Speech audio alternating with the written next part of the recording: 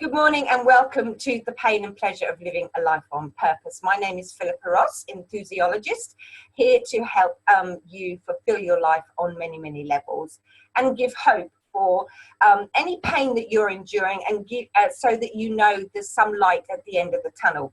Today, my guest is Amy McAuley, who is a power woman, quite extraordinary, and she works with power hoops. But the journey to her where she is today has been quite a long one, and well, I'll let her explain. Hello, Amy. How are you? Hi, Philippa. I'm really good, thank you. Thank you so much for having me today. Oh, it's fantastic. Now, I do have a power hoop. Yay! Yay. And I've tried that many times, but actually a couple of weeks ago, I managed to keep it going for a few seconds. Good work. So practice makes perfect. It's a shame you're not in my district, so I can keep doing it. But anyway, can you tell us a bit more about your power hooping, what it actually involves? Yeah, of course. I first discovered power hooping back in 2012, and it was when a good friend of mine was running a ladies' gym, and she became a power hoop instructor. So I went along to one of her classes, and it was using a weighted power hoop in a class. And I was smiling from ear to ear that first class, and that was me. That was the start of my addiction to power hooping. It's been a big long journey since then, but I basically brought over power hooping to New Zealand, introduced it here, started some classes, have helped lots and lots and lots of people find better health and well-being through finding an exercise that they actually enjoy doing. And as a result, we now have power hooping in over 10 communities around the country. Wow. And expanding rapidly. So yeah, bringing more fun to exercise and more people who ordinarily don't particularly love exercise. This is a really cool way to do it. Absolutely. I mean, because we all know exercise, or I tend to use the word movement, because a lot of people think exercise is you have to be anaerobic all the time and sweat all your bits off, sort of thing. But actually, it's about finding something that is fun and that you enjoy, isn't it? So, what is it about power hooping that actually attracts people?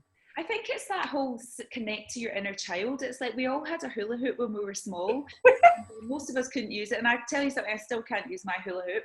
But power hooping's a way easier. I think it's something different. And obviously for me, the attraction was because I heard that it was going to strengthen up my core muscles. And I had terrible weak core since I was, after my children and stuff, and terrible backache. So for me, it was like, wow. And I could see the results really, really quickly. The whole hook going around your body clears up your energy system so incredibly. You feel amazing. Even talking about it makes me really burst. It's just so much fun. And it's not just me. I see so many people saying the same things.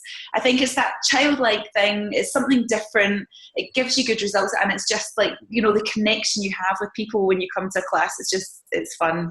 I could see the light in your eyes and the sort of the inner child coming out. Because it's not all about just getting the hoop to go around you, isn't it? Because I've watched some of your videos, and you're literally playing with it and up in the air and jumping in it and out of it and all sorts of things. Yeah, we use it as a sort of full body workout, really, because of the weights in the hoop. It's good to use as a resistance tool, so we can actually stretch and strengthen the whole body and make it feel really good, using a number of kind of aerobic or Pilates or yoga type moves as well, but just using that hoop as a resistance tool. So we can use it in so many ways. So it's like a one-stop shop for a full body workout, but it's fun. Yeah, absolutely. Sounds fun. I'd love to actually do one of your classes, and I'd love to do the instructing actually at some stage, because I used to run my own energy classes, and I know how much fun it is seeing that on people's faces. Yeah, brilliant stuff. That's what I love. I love to bring people to exercise who have not been exercising for a while, and it's that to see that joy in their face. Like you say, you're bringing some joy to that person for that hour. We've heard the words, it's the highlight of our day. It's like, and that to spread that joy, and that's what you do as well, Philippa. You're out there helping people feel good, and it's just a tool to be able to help people do that, and it's just awesome. And actually, when people think of exercise, if you're doing something that's fun, you're going to want to go to it, because that's one of the big things, isn't it? Where people say, I have to exercise, I have to do that. And it's like, if you don't like it, don't do it, but find something that floats your boat.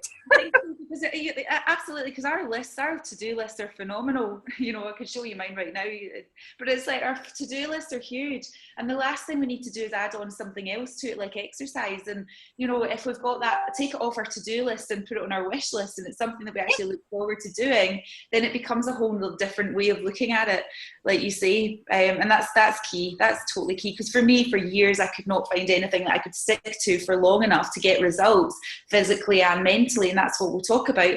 But then I found this, and it kept my imagination, and it kept that stickability. Because I kept doing it mentally and physically, my body and my mind kept improving, and so therefore I was getting awesome results. It's that whole compound effect. We can do something for a month and get good results, but then drop it and then the results leave you. If you can do something sustainable for a long period of time, then you're going to keep getting great results from it, I think. And I love the way that you say that it's fulfilling on many levels. It's not just the exercising, because it brings out your inner child. So it's actually treating the whole of you. So have you always been on a path of exercise yourself? Okay, so just to sort of give you a bit of an idea of where I was with exercise, prior to power hooping, prior to sort of, those years, from my late teens right through my 20s and my 30s, I did suffer from bulimia. And, I had a really bad self-image. I didn't love myself as much as I should have. And for me, exercise was always about punishing myself. It was always about, like, how can you, like, and it sounds really bad, and I hate talking about it like that, but it's the way it was. I would have to, I thought that if you exercise, you had to put yourself in that grueling situation. You had to sweat buckets, and you had to really push yourself to the limit. So I never really I didn't understand that whole body-mind connection. I didn't understand really that whole endorphins thing. I didn't really allow myself to experience that. So now I see it totally differently, and I know that I pretty much exercise for my mind more so than my body. Yes, of course, the results happen on your body, and you get great results. You tone up, and my body's never felt stronger, but my mind has never felt stronger. And that's what the connection is for me now, is that I know that if I do something I love to do and move my body in a way that feels good, it keeps me mentally above the line now. Yeah. I mean, it's interesting. It's how we started off talking about its perception, isn't it? About what exercise is. And it's interesting that you say that your perception is that it was a punishment. So, and I don't have much familiarity with bulimia and things. So, are you trying to punish yourself in that with that disease, for want of a better word? Yeah, I guess that's what it's about. I mean, like, at the time, you don't really know what's actually happening to you. It's you're the only best way I can describe it is being controlled by a kind of monster. At first, it felt like I was in control, and I could control what I was eating, and so I could kind of control my weight, and I guess there was a bit of a control in there. But actually, very, very quickly, it wasn't my choice anymore, and it was like something had taken over, and I didn't really get to control any part of my life. And so yes, it was most definitely about that whole control thing. And the punishment was, I guess it was about that. It didn't feel like, I didn't consciously know that that's what it was, but looking back and reflecting, I guess it was. And it makes me quite sad to think that that's how it is, and how it is for some people going through the same thing. And of course, I know that you can, there's ways of getting around it, and ways of kind of not feeling that things like exercise should be of a punishment. In actual fact, it's a reward. It's something that you do to make your body feel good and your mind feel good. So I never view exercise as a punishment. And there are some exercises out there that I wouldn't do, because I would equate them to being punishing. Yes. So I wouldn't put my body through that now. Yeah. But I put my body through stuff, and my body has never been stronger. And it's about listening to your body, isn't it? I mean, do you just going back to the bulimia, can you remember the thoughts and things that are going, the path to it, how you came, is it down to self-confidence? I guess the self-confidence disappears when you're in the midst of it. Like, you don't really have self-confidence as such. And to the outside world, you can put on a really amazing front. And unfortunately, that's one of the things about having an eating disorder, is you can become quite devious, and not in a bad way, just because you don't want to let anyone know about it because of the shame that's involved. You kind of really hide that. So the self-confidence, without a doubt, disappears. Well, it did for me. I felt really very low in confidence. To the outer world, probably I felt I probably looked like I was quite confident, but inside I didn't feel it. So there was a real mismatch in how I felt inside to how I probably had portrayed myself to the outside world. But yeah, it definitely has a huge impact on your self-confidence, and it can pretty much destroy it at the time, I think.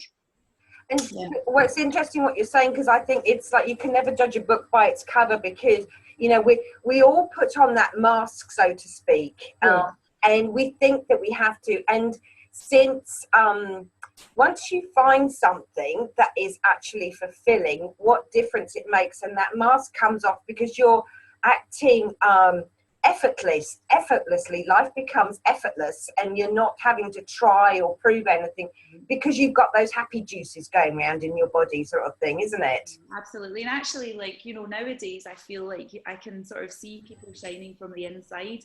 You can kind of tell straight away, and I'm sure that if I looked at myself, I'm sure people could detect that there was something going on inside that wasn't quite right, because you can see people's soul shining through, and you can pick up on authenticity, and you can pick up on absolutely exactly that. And for the past 5-6 years, I've been on this path with my business, and it's been a personal journey as much as it has been a business journey for me. And it's been a personal growth, it's been personal development, it's been everything.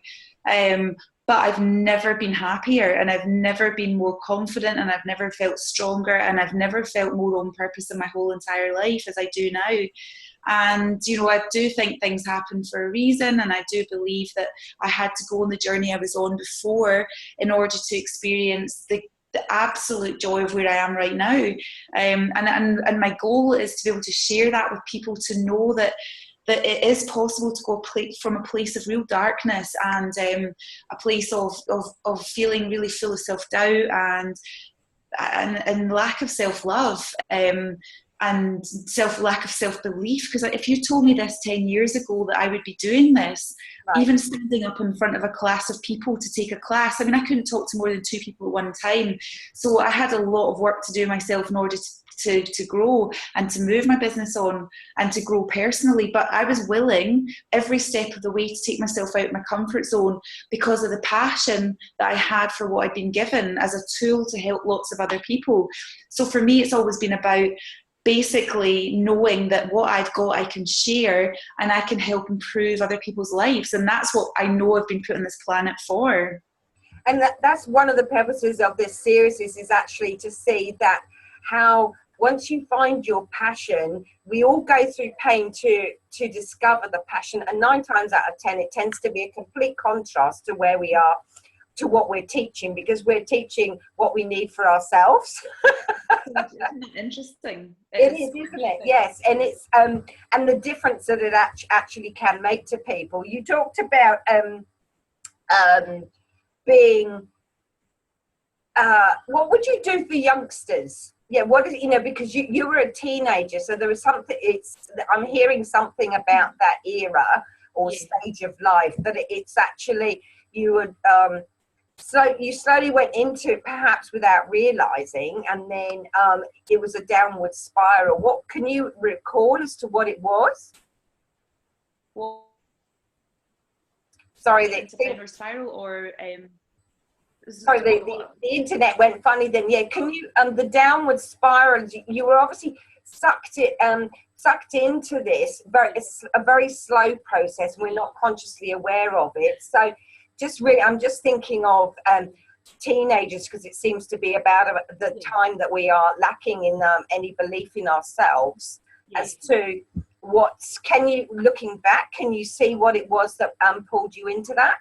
Yeah, absolutely. And it was definitely lack of self-belief. And I guess, there's always been an issue around the way I saw myself. So I wasn't the slimmest of children. I was always a little bit, maybe not chubby, but I wasn't like, so I guess like for me it was a bit about the control. And what I noticed when I started to lose a little bit of weight, I was starting to get attention, and I was starting to get comments from people. And maybe the other sex as well. I was starting to, for the first time, I felt like I was attractive to the other opposite sex. And, it wasn't as, let's say it was okay at that age, it can be quite superficial. And when you lose weight, you feel like you're starting to, you feel like that confidence is growing. And so, you're like, at first it can really feel like you've got this amazing power, like, wow, all I need to do is this and this, and then it's like that. But goodness me, like very, very quickly that will rapidly deteriorate into something that you just don't want to be involved with at all. And so it does come down to it can be about self-confidence and self-belief. And it can be a number of triggers, to be honest with you. I watched a video recently, and this is why I came out about my past, was because I saw one of my daughter's dear friends she did a video on eating disorders and her own experience. And I sat in the car literally crying for about half an hour because I felt the pain that she was talking about. But it really hit home that this is a beautiful young girl. It was like I was looking at myself, because I didn't see myself as a beautiful young girl. I didn't see that at all. But now looking back, I do. I see that I was a beautiful young girl, and I want to nurture that beautiful young girl, and don't want her to have to go through that pain again. So it's kind of like I saw this girl talking about her pain and the friends talking about their body image. And it made me realise that, yes, it is that really young age. I mean, my daughter's 15, and I am so passionate that children don't go down that route. There's other options. It's like, I want to warn them about the dangers of what can happen and how it can be. I suffered for 15 years with this. Yeah. And beautiful young girls, like, let's install some self-confidence and self-belief, so that they don't have to go through the same thing. And it can be a whole bunch of other stuff as well that triggers people, of course. It can be all sorts of things. But I do think that if they're educated young enough about and learn to love their bodies, be grateful for their bodies, respect their bodies, I think there's a lot we could do to help. And I think it's that vulnerability, and I can even say it myself at 55, it's when the truth comes to the surface, there's something inside the mindset that says, don't speak your truth because you will be judged by others. And that's what's happened. And so actually we're learning over time that it's so much better to be to find the people. It's a support around you as well, isn't it? But to find the people to be truthful with, to be authentic with, because actually once you do, it's amazing how many people are suffering from the same thing. And the power of collective support and energy helps to move you through it.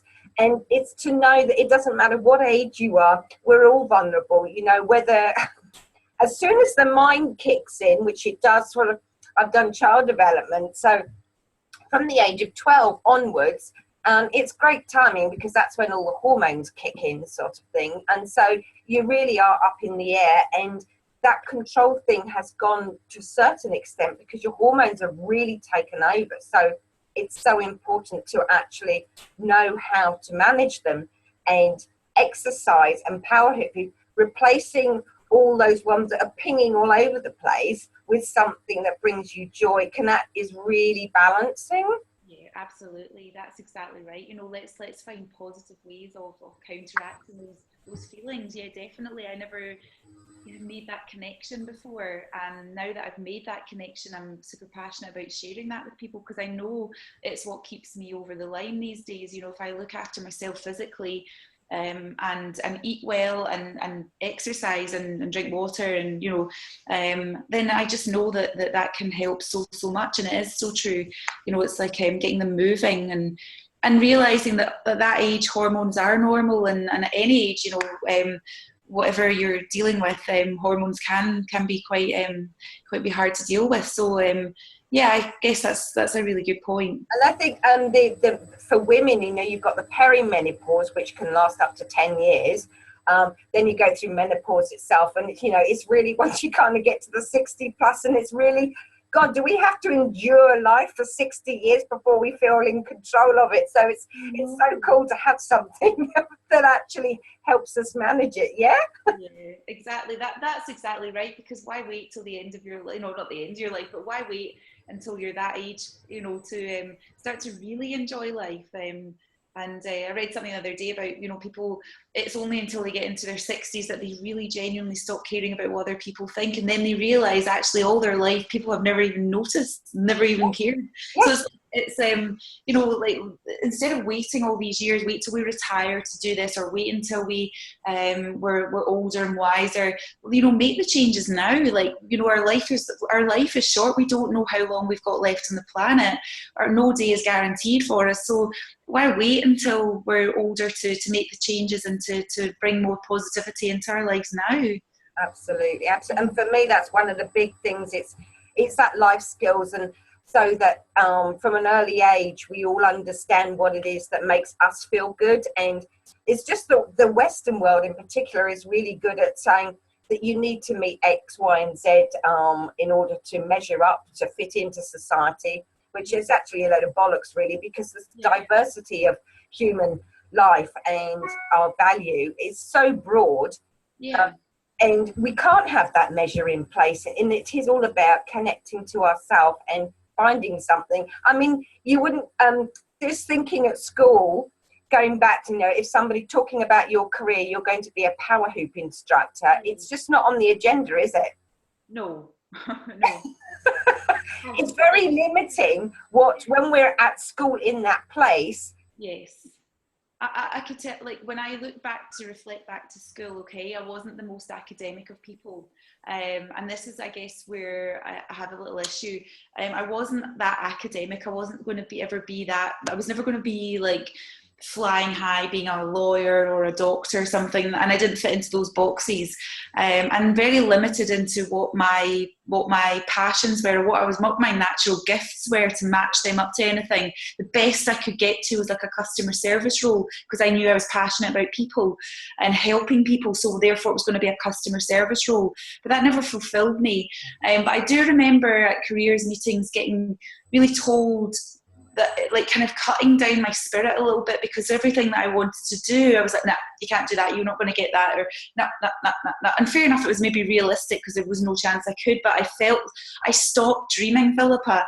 I stopped wanting, and I stopped, I was cut down enough times by, you know, other people's opinions, that I just stopped dreaming. I stopped thinking. So I did never know what I wanted to do until 6 years ago, until really the words life coaching came into my head, and then I started going this journey, and then I met power hooping, and it's like, it's been I've had to really just let go and trust that I'm on the right path, and I am on the right path now. I totally know that. I've had so many moments that have confirmed that to me, and the way I feel, it's obvious, but it's taken me an awful long time to get there. So I'd love to see more of, you know, when I'm talking to my daughter, for example, as I said, she's 15, you know, I'm asking her about what her passions are, what does she feel her natural talents are, what would she do unpaid for the rest of her life, like what would, you know, those kind of questions help her identify because there's no point doing a job that you're just doing it for the money, or you're just doing it because you feel you should, because you've got this ability. You know, you've got to be passionate about it, and everyone has got a gift on this planet. Everyone has been given something to share with other people. So I really want to get into my children and let them know that, yeah, they can, if they really want it and they believe it, they dream it, they can do it. Like I would never have dreamt I could have done this, but I've never stopped believing, and I've never stopped having my vision, and I've never stopped taking action. And it's it's like it's happening, and it's like, so I believe that if they're passionate about something enough, that they can do it.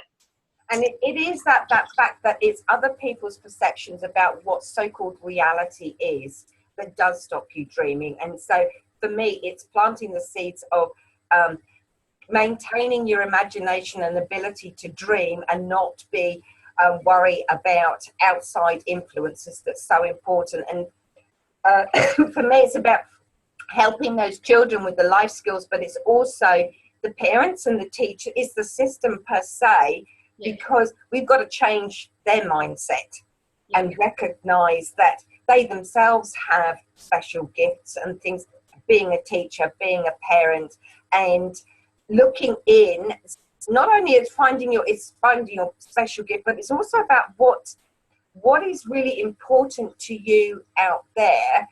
For me, one of my issues is in the environment, you know, and it's making the connection between your natural gift and how you can make a difference to what's important to you out there. And for you, it's full circle, like your hoops. It's health, and because you'd suffered that bad health, it's brought you around full circle to actually be able to teach people, and it's fascinating. Do your children, particularly your daughter, does she appreciate the journey that you've been on? Yeah, absolutely. You know, I opened up to her a couple of weeks ago to tell her about it, because I hadn't ever really discussed it with her before, but I thought it was really important to do that, and she really did. You know, she was very accepting of it, and I think it was really good for her to understand where I've been, because, you know, it kind of matches, it allows her to see the full picture and to know the kind of not mistakes that I've made, because I honestly, I look back and I wouldn't change a thing of life. I would never change a thing. I had to go through this in order to be able to come to where I am today, and I know that at some stage or something will happen that I'll be able to reach out and help more people who are going through something similar. So I believe everything does kind of happen to us for a reason, and sometimes at the time it's really hard to identify that and see the gift in it.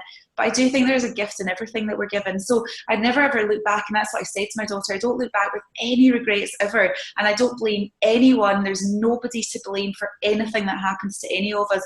We're all on our own journey, and so that's the way I personally see it. You know, and if I have a situation, you have got to forgive and let go if you can, because then that eats at you. But I think, you know, it's all about just accepting the journey you've been on and making the most of where you are now. You know, of course I can't teach her. She's going to make her own mistakes, and, you know, I can tell her what I feel, or I can show her the mistakes I might have made, but she'll be on her own journey, and she'll do what she needs to do to get to where she's going to be. And all we can do is guide them and share and be share with them and be open and honest, I think. And it's actually okay to have insecurities, because everybody does. Yeah, we're not these superhuman. Like, I don't want her thinking mum's like this kind of superhuman person who, you know, doesn't ever feel anything other than like positive or something. You know, it's like, of course we all have crap days and stuff, and, you know, like, it'd be unhuman if we didn't. But I want her to understand that where I was back then and how it happened and what I did to help it at the time and what I've done since then to improve things, and hopefully they'll take some kind of, you know, something away from that and maybe apply it into their life before something like that happens. I mean, it'd be my worst fear for my own children to have to go through the same experiences, because I'd love to be able to help prevent that in the first place. And again, it shows the importance of sharing, being vulnerable and sharing your story, because you're passing on a lesson to your own children and also the rest of the world. And so again, you know, they recognize insecurity is good. And I'm just thinking, you know, with children's and the dynamics of family, you know, if you yourself as an adult are throwing a tanty because you're tired or whatever, it's actually what we're doing is helping increase everyone's awareness about how we feel. So whilst it's recognizing that behavior happens because of an emotional state and how you're feeling.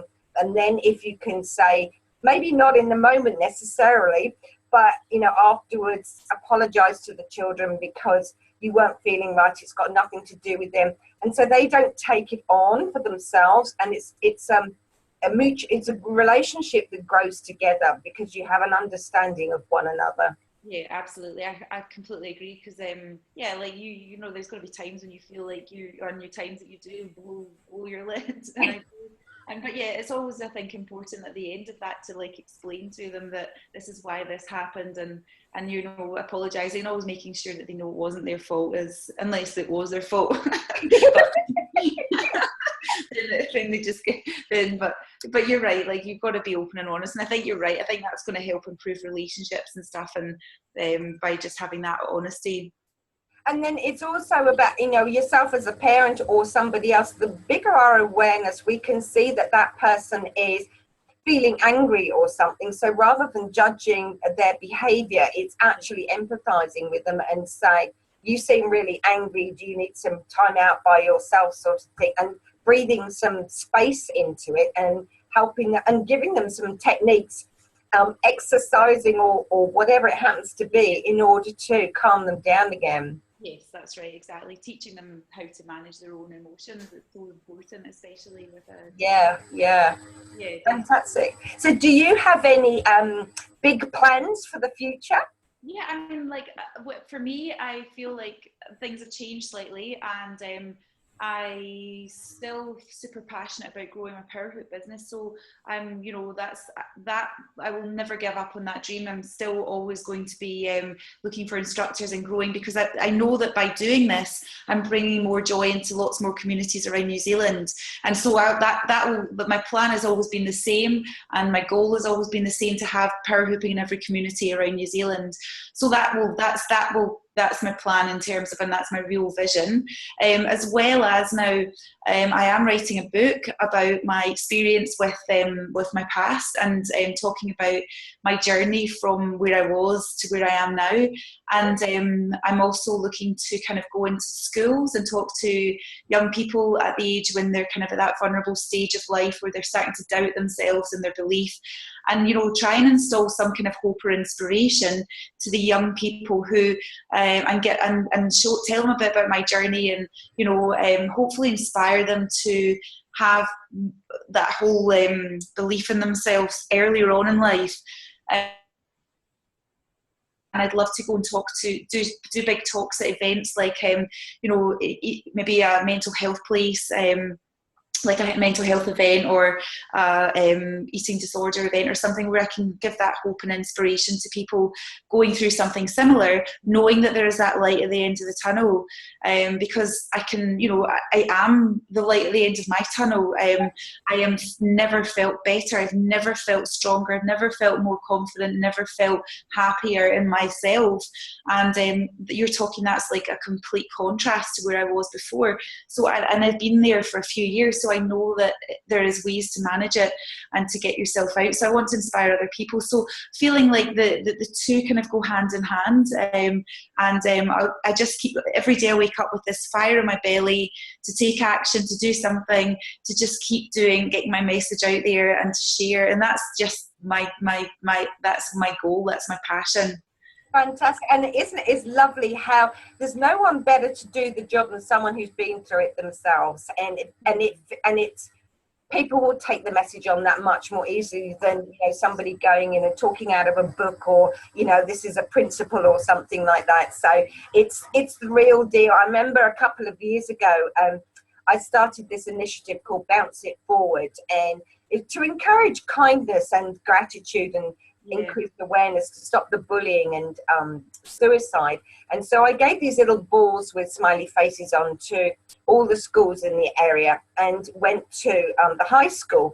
And the irony was that I'd just been contacted by a girlfriend that I used to go to school with 40 years ago. And she said to me that, you know, if it hadn't been for you and your sense of humour and your support, I would probably committed suicide, because her home life was, she was getting beaten and abused and all sorts of things. And I didn't know that. And it was just, and sharing that with these, you know, the high school students, and how important words of kindness are, and how important the effect that they can have, you know, and I got a lot of private emails and things from these youngsters saying, you know, that really hit home for them. I love that. That is such a truth. Like, my gran used to say to me, sticks and stones may break your bones, but names will never hurt you. And it kind of made me think, and actually at this age, I think actually names can hurt you. Yes. More so probably than physical pain will leave, but sometimes emotional pain can stay for a long, long time. And just be, and my word, part of my message would be absolutely that. Just be really careful what you say to somebody. Yeah. Just be really careful what names you call them, even if it's in a joke situation, or even if you're just teasing them, because it could be that that's their insecurity that you've picked up on, and that's it. That's enough for them to hold that for a long, long time. And it's so, I love what you did with that, because that's huge, especially around social media, and it's so easy to hide behind a computer and call somebody something, and that can do way more damage than anything physical. So I love that. I think that's a brilliant initiative. I think that's amazing, Philippa. Cool. So where you are now, what advice would you, I mean, it's obviously a part of your talks and things because you're actually walking the talk, but what would you say to your childhood self? Yeah, so I would tell myself to listen to myself a little bit more, to trust my instinct, to trust my gut feeling, to believe in myself, to know that we're all here for a reason, and you've got to listen to the voices that you hear, because they're there. Believe in yourself, and know that you can make a difference in the world, and respect yourself, look after yourself. Your body is an absolute temple. If you think of the amazing things your body does on a daily basis, your body is incredible. Treat it with respect, move it in a way that makes you feel good, and be careful what you put in your body. What you eat will have an impact on how you feel. So you eat a whole bunch of junk, you're going to feel like junk. You eat healthy, good whole foods, you're going to feel healthy and whole. And be careful what you feed your mind with. Be careful with the kind of books you read. Read positive books, read positive affirmations, practice gratitude, on a daily basis. Be grateful for what you've got. If you're religious, pray, or if you just want to write down a journal how you're feeling, get in touch with who you are. Try and make that body mind connection with yourself early on, and learn the lessons I've learned in a long time, but learn them early and you'll fly.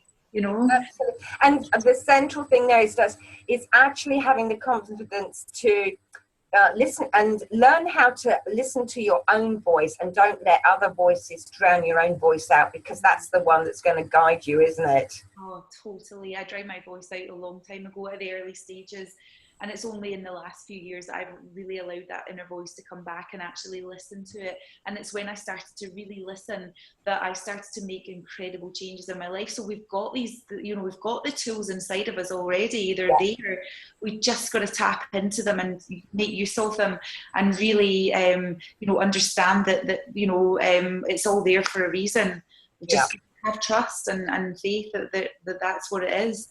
So, I completely agree with you. And it's okay.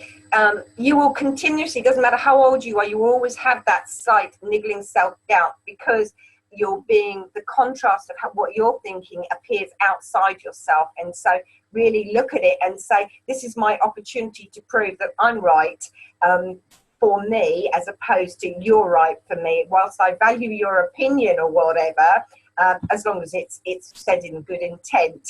Yeah. That's huge, because that voice can destroy you. That inner voice can actually destroy your hopes and your dreams and anything. You can destroy your self-confidence if you listen to it enough.